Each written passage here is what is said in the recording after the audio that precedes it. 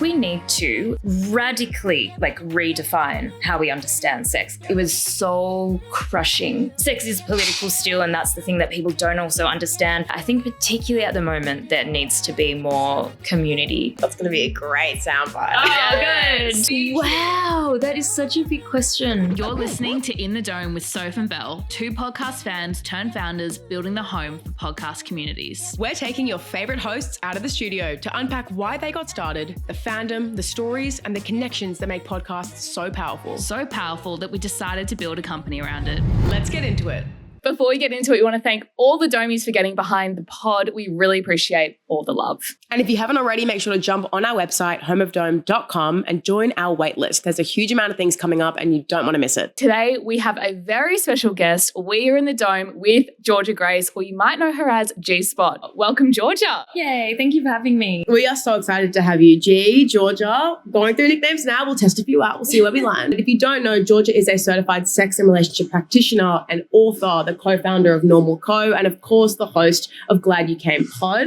We are here, as always, in the beautiful arm's length in Sydney's Potts Point. Belle, what are we going to be covering today's ep? We are talking all things sex, relationships, how to have these conversations, and the behind the scenes of the Glad You Came podcast. So strap in. It's going to be an exciting conversation. So looking forward to it. I'm going to try really hard to stay on track here because there are so many things not particularly related to the content of our pod that I would just love to ask you about in your opinion. Like, this is just so exciting to have you here and just get your take on all these things. I'm so excited to be here in this beautiful, dimly lit room. It's quite sensual.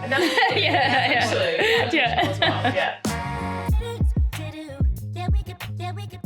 So as I sort of just said from the outset, you have a number of hats. Through everything that you do and all the content that you create, there's a real through line to it all. I mean, I think you can speak to it much more than I can. What really is your mission with all the things that you're doing? In its most basic form, I'm trying to make conversations about sex feel normal and accessible. Many of us have not had the sex education that we so desperately want and need. In all of the work I'm doing, I'm trying to create spaces where people can get that information. I find it in session when I'm working with individuals and couples, but I also find it in mediums like being online or in podcasts that when we start to talk more about it, it actually feels easier. And the more we talk about things, the less shame there is around it. Facilitating conversations, even if it is clunky and a little bit weird, which are some of the conversations I love the most, probably the through line. But what did you pick up? I think it's very that. In fact, actually, I wanted to ask because I think it's a combination of education and examination of sex relationships, but also the insight that you've picked up that people aren't having these conversations comfortably,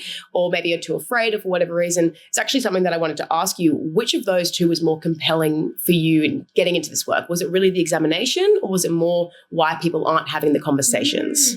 It's actually all of it. Often we can fall into sort of binaries of, one thing or the other, one idea or one key value or one key mission. We need to understand why people aren't having conversations. Like, why is that? What is the challenge? Because I could be creating the space and give you the tools and give you the language and give you a few one-liners. But if there's this piece here where there's shame or uncertainty or, trauma, we also need to tackle that. I've always been really curious about sex, more curious than I think I ever knew. And I'm reflecting on who I was as a young person and the thoughts that I would have, or the fascination I would have with sex. And that's kind of emerging since I've started studying as well. I think it was quite depressing to realize how many people had bad experiences in sex and relationships, to even just boring and unfulfilling. So that was the driver, because sex is supposed to be this really fun, liberating, exciting, pleasurable thing, but for many different reasons, lots of people don't have access to that. You've done such an incredible work around breaking down that taboo and destigmatizing these conversations. They're such important conversations around sex and sexuality. What were the ones that you personally observed we weren't having, whether that's in session or more culturally in the media? What was sort of the missing piece there? One is safety. And safety is such an interesting thing because we can never guarantee safety. Like, especially looking at the world today, I think it inherently feels like quite an unsafe place for many of us to exist in. A lot of people haven't felt safe in their bodies. That safety might be, I don't feel comfortable in my body. I haven't been taught how to explore my body, or I have internalized homophobia, to like feeling unsafe or being in unsafe experiences. But then also pleasure. For many people, sex can feel really performative. We often want to perform to be a good lover. We want to perform to, make someone else come, but also like perform our own pleasure. It often is a big part of the issues that people present with in session is that they're not actually feeling pleasure during sex, particularly for people with vulvas. The orgasm gap still exists. And despite all of this education and despite all this new research, there is still a gap. It hasn't been a big part of the conversation up until like the past decade or so, and it still needs to be a part of the conversation. We're not actually seeing that gap close that drastically, which I find fascinating. What do you think is the path forward to closing that gap and sort of equipping people with the tools to have these conversations? I think we need to radically redefine how we understand sex. I often call it queering up sex because lesbians don't have this issue. Like, lesbians don't have this big gap in, one partner climaxing. Yeah. So when I talk about queering up sex, queering is essentially creating your own definition of sex, and it's moving beyond these narratives. Queer often, like if we're going back to the origins of the word, it's weird. Like to be queer is to be weird or odd or different. And obviously queers have reclaimed that word and it is now an identity and so on. If we can queer up how we understand sex and actually have sex in a way that feels good beyond this narrative of penetration, but that is it's not impossible, actually. I'm going to hold some hope.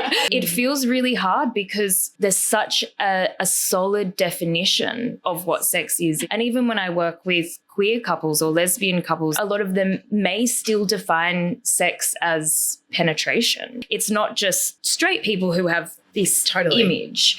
Education has to be a huge part of it. It's great that we have consent education, but we need age-appropriate pleasure education. We need young people to learn about porn because they will find it. Like, age verification is coming in terms of, young people not being able to access porn, but they will find a way. Like, they're so smart. Like, it's not about just removing it. We actually need to educate people and be like, this is porn, it's a performance, and this is sex. Yep. And it's often a really, really, really long process. You have such a brilliant way of articulating these things, and I don't think that comes as a shock, obviously, because you have a background in journalism and writing. You say that you've always been interested in sex and relationships from a young age. Did you also feel that same pull in regards to storytelling and writing these narratives to life, or at what point did you want to combine the two? When I left school, I had no idea what I wanted to do, and I was talking to one of my teachers and he was like, well, you did English. Yep. You wrote a story. You like writing. Why don't you just do journalism? And so I got into a journalism degree. And then I did the absolutely sacrilegious thing of going to PR. And all of my journalism peers were like, why would you do that? And I don't know why I did that. I was working in corporate PR for a few years and I hated it. It was so crushing for me. Later in life, I've made sense of that. I've recently got my ADHD diagnosis and I would sit at my desk feeling quite paralyzed and looking at all of these other people around me who could just log on and start working and sit at a desk and complete tasks. My brain couldn't do it. Yeah, at the time I had a private Instagram account and I posted a photo of me in a different country and it was the silhouette of my back, and my manager got that photo and sent it around the team. Your manager? My manager sent it around the team to my director and essentially they slut-shamed me. This was the time where you didn't have internet access all the time. time. So nice. yeah, it was beautiful actually. Yeah. Came home and I was pulled into a room and they told me I had to delete the image. I found out all of these things that were said about me and about my body, about who I was. Couldn't really clock why it felt so uncomfortable. I think I was in a bit of shock. But then I left and I came back the next day and I quit and I said I'm studying sexology as a bit of a fuck you to they absolutely hated it. When I started studying, I really wanted to be in session and I really loved that and I found it a very fulfilling part of the work. But I also saw how getting in session with someone is inaccessible for many people, either financially or, time commitments, or maybe they're just not ready. There was this other really big piece that needed to happen, and that was like the culture around it needed to change. I wanted to find ways to make information accessible as well, and I think storytelling is a really big part of that. The point of culture is really interesting as well, and I think that the way that stories are told, culture plays a big part in that. Having a background of studying journalism to then go into sexology, when you're having the conversations with whether it be a client or on your content, you're sort of balancing these two minds of journalism and the way that you would approach it with maybe a more intimate lens through sexology lens.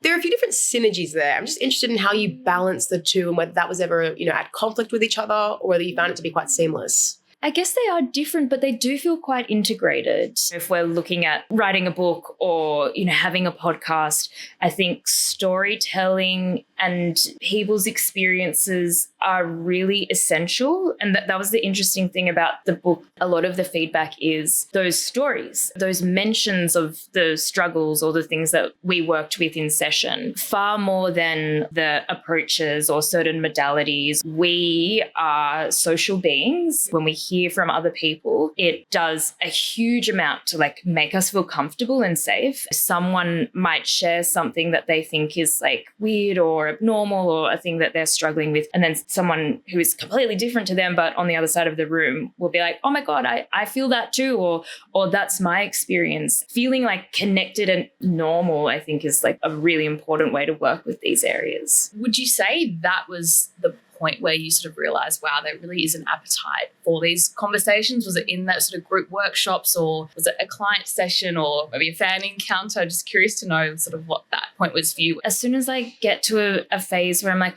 oh, I think I've done everything, or I'm talking about the same thing over and over again, or I don't need to focus on that thing anymore because I've been doing that for years. Someone will say something, they'll be like, oh, this is changed the way I think. That's me needing to challenge my own thinking and feeling. Just because I'm thinking about these things every day, it isn't the norm. I find it really interesting that you're saying that people engage with the different types of content in different ways, whether it be through the workshop, for example, or a private session, your social media, the podcast.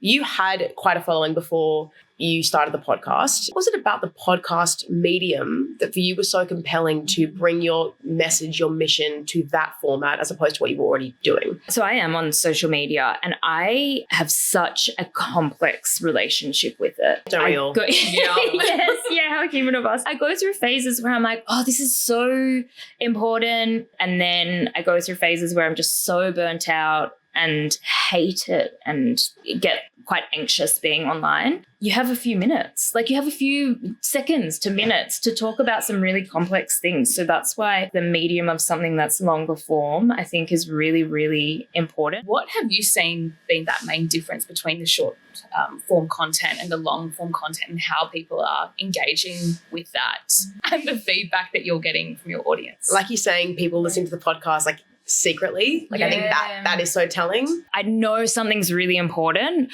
when the saves on a post outweigh the likes or the comments or the engagement, because they're like, I'm going to come back to this later. It's the visibility of the like as well, I imagine. Yeah, a bit for more sure. Taboo, those topics maybe that you're covering, a bit more outspoken. You're like, oh, I don't know if I want people, and that comes down to your own relationship with yourself and that internalized shame. Yeah, really absolutely. My friends could see me, or my colleagues or whoever could see me engaging with this. I am noticing that cis men, particularly cis straight men, there is such a discomfort around this. So anytime I would talk about an issue that's related to them, like PE, which is premature ejaculation, will not engage with it publicly because it is essentially an admission of a struggle. There are these sort of really hard and fast rules around what it's like for a cis straight man to be sexual, and they are so stuck.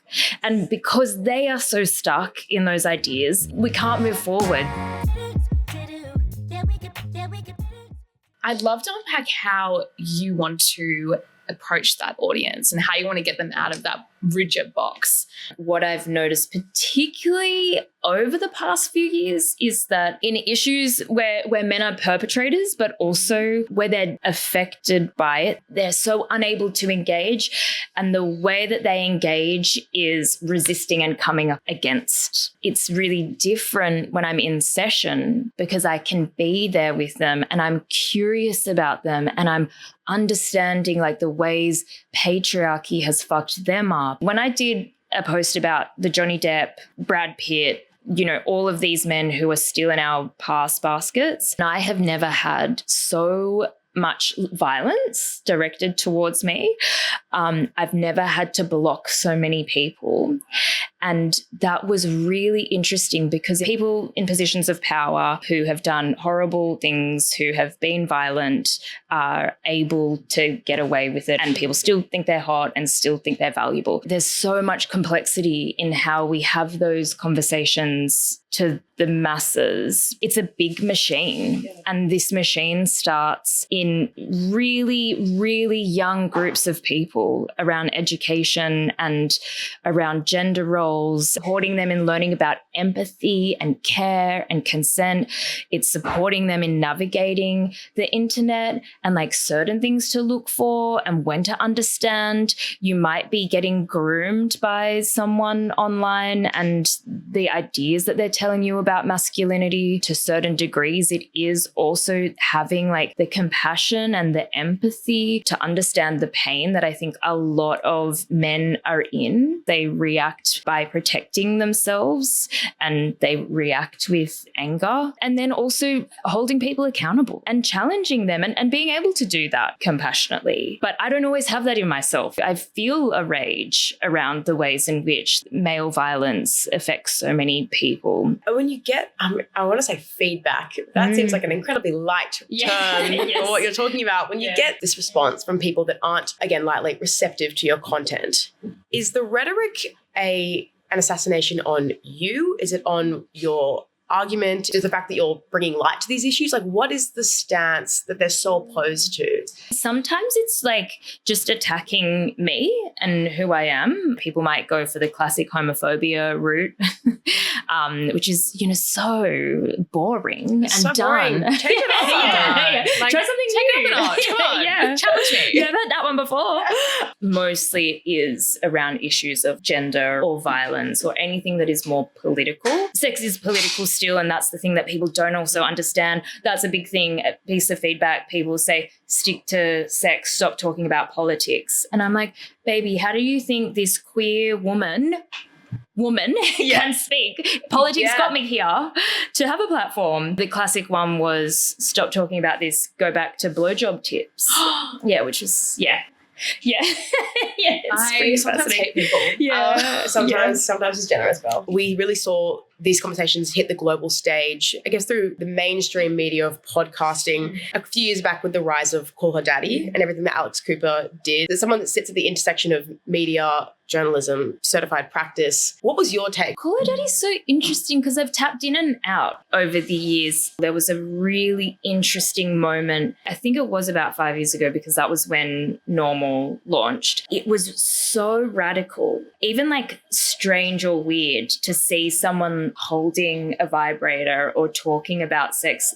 It was still existing in the taboo that people were really engaged with it because of outrage or because of like relief and finally having these conversations. So Alex Cooper played a huge role in that. And I think it has been so interesting to see, to go back to the roots of it, which was very salacious stories and sex and sexuality being a big part of what a lot of people loved the podcast for. But then I think it is also really interesting. The more rich you get, the more conservative you become. And I can see these sort of conservative, wealthy, rich folk and how they can be more protective of their brand or the kind of stuff that they talk about. I can't speak to Alex Cooper, and I think this is just like my own thinking around it, but this moving away from talking about sex and the conversations that can really communicate a sexual or a slut shaming around,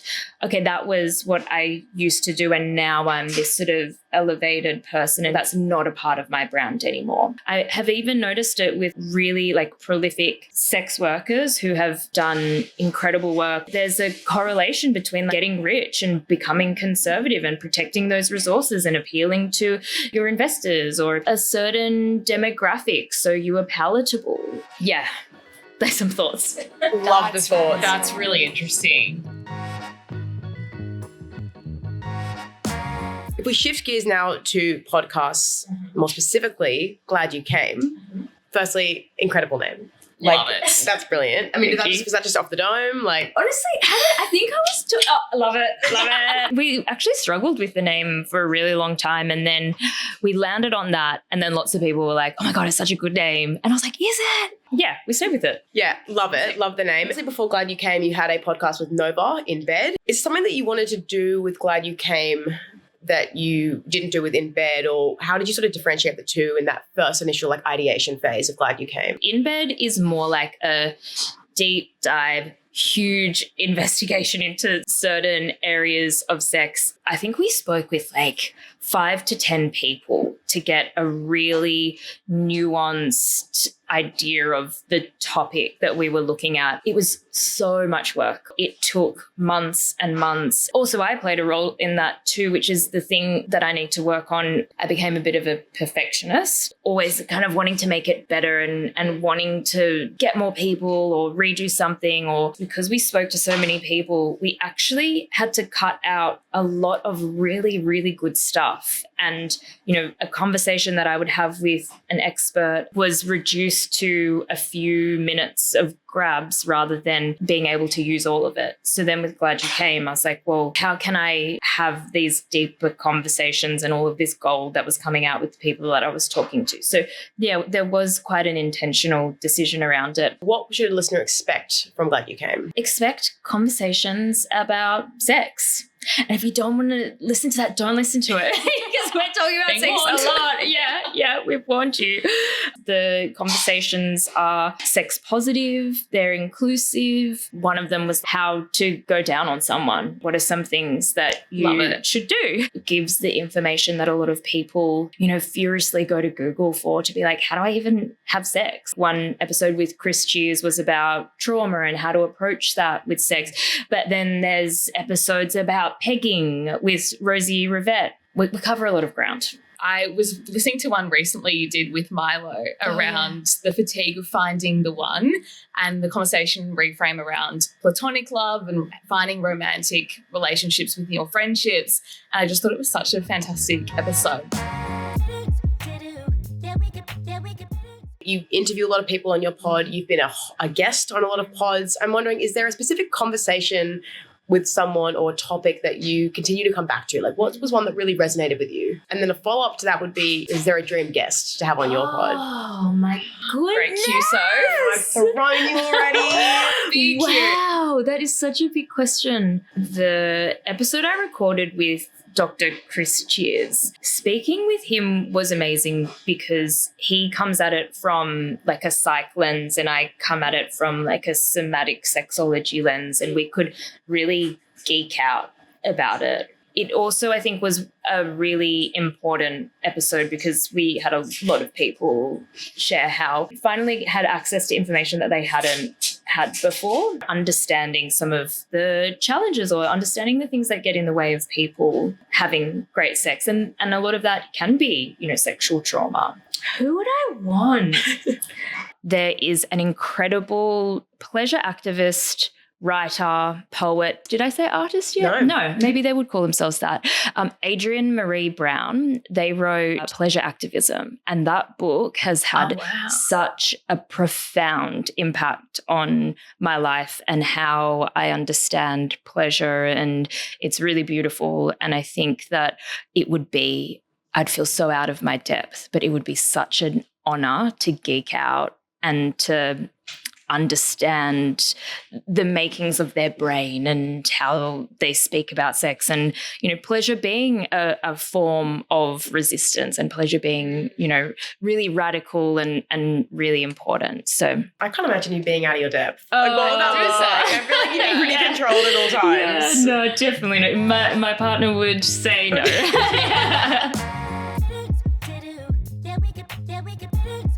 We have said, multiple times throughout this whole app that you are so brilliant at facilitating these great conversations, creating that very comfortable space. And I think a lot of that comes down to the community that you've attracted and garnered.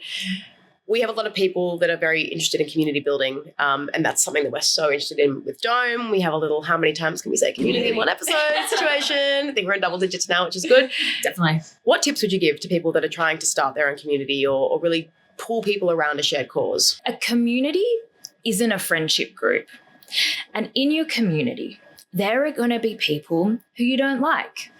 There are going to be people who you don't think the same. There are going to be people you don't want to spend all your time with. And actually, that's really important, because a community is a place where people come together. Maybe friendship emerges. It is a place where people can gather and be different. And that's why communities are so important, because we have our individuality and we have our differences, but that doesn't mean that we can't all exist there. If you are intending to build a community, can you remove yourself from this idea that I think a lot of people have, which is, you're my friends, you're my family. It's such a Taylor Swift thing. You're my, I don't know what I'm not a Taylor Swift fan. The ways that she speaks to people, it's such a one-way interaction for people who are engaging with someone like Taylor Swift. When you can get on board with the idea that we're not all going to agree, we're not all going to be friends, we're not all going to love each other, I think then you will start to feel less overwhelmed or distressed when someone does disagree with you or someone presents a different perspective, and that's an important part of community. Love that. That's going to be a great soundbite. Oh, good. But it's so true, because then it's not performative. When you know that there is nuance and there is difference, then you can get into the real talk and you can have those conversations, because that space is there to support it. So I think that's a really, beautiful take on community. If we can flip it a bit, are there any communities that you're part of, or creators or podcasters even, that you think do that really well and you feel very comfortable in that space? There is a community I'm a part of that's not online. My girlfriend runs a queer swimming group, and that is I love it. Where is it? When and where? Tell the people. To the queers, there's a WhatsApp group. If you want to join, you should definitely come if you want to. Take us offline. Okay. That's a beautiful group that I felt so lucky to be a part of. I have another, community group that I'm a part of that is a bunch of sexologists, psychologists, like our sort of supervision group. They're the ones that come to mind. I don't necessarily feeling like I'm getting a sense of community by being online. I'm actually engaging and learning and being stimulated. It doesn't feel like community for me right now, and that might change. Absolutely. And I think it's something that we're really conscious of here as well. The power of in-person, communities, events, bringing people together beyond the screen is so, and increasingly so, important.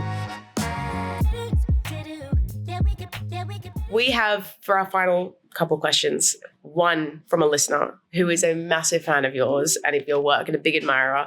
And she would like to know, can you please give us some quick tips or tricks that you can do in an everyday life that maybe you can create habits out of that help you feel more confident and comfortable engaging in otherwise taboo conversations? I'm thinking of my sort of somatic brain now. For anyone who hasn't heard the word somatic, basically it's an approach to therapy that also values what we're experiencing in our bodies. So the top-down approaches are often like the classic psychology, counseling, talk-based therapies, and somatic approaches are what we would call bottom-up. So it's also like bringing the body into it. For someone who's wanting to build confidence, we need to get a sense of how we're feeling in our body. And when we're not feeling confident, asking yourself, like, what am I noticing? What does this feel like for me? Like, what emotions are present for me? What sort of language am I using around this? Confidence is built when we do something over and over and over and over and over again. When we're at the start of something, we can look at where we want to be, and that can sort of paralyze some of us in just staying where we are. But if you can be a bit clunky and be a bit awkward and not try to be an expert straight away, but just be in the process of learning,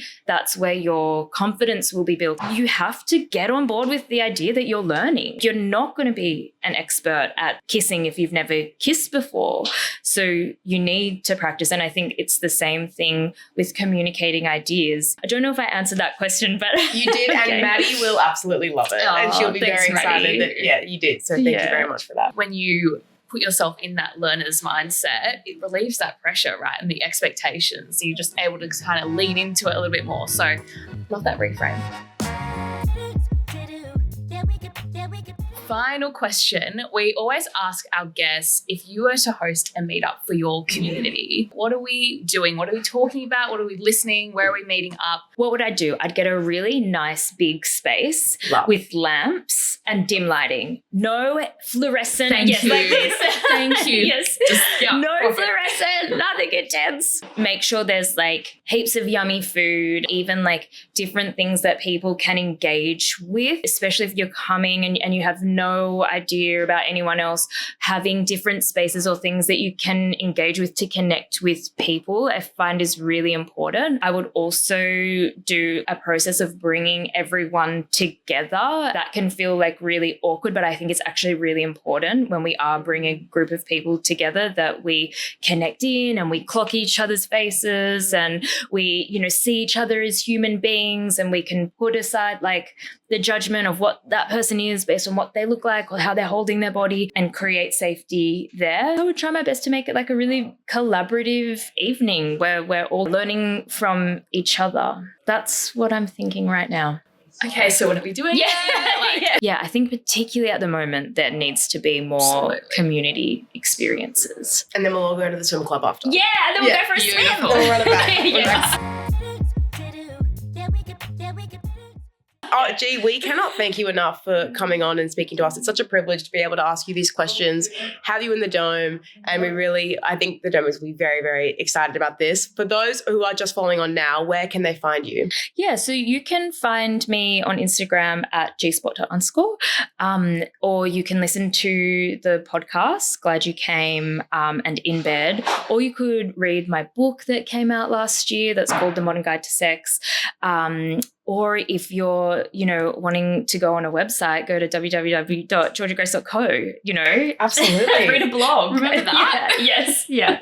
Absolutely. Well, thank you very much again. We really appreciate it. And on our end, people should like, comment, subscribe wherever you get your podcast. Leave a review. We want to hear what you think. Find us on Instagram, on TikTok at Home of Dome. And of course, jump on our website, homeofdome.com, and join our waitlist. Lots of exciting stuff coming up, and you want to be the first to know. We'll see you next time in the Dome. Yeah. Isn't this such a funny clap we all do? This podcast was recorded on Gadigal land. We would like to acknowledge and pay respect to the traditional owners of this land and the oldest storytellers in the world. Always was, always will be Aboriginal land.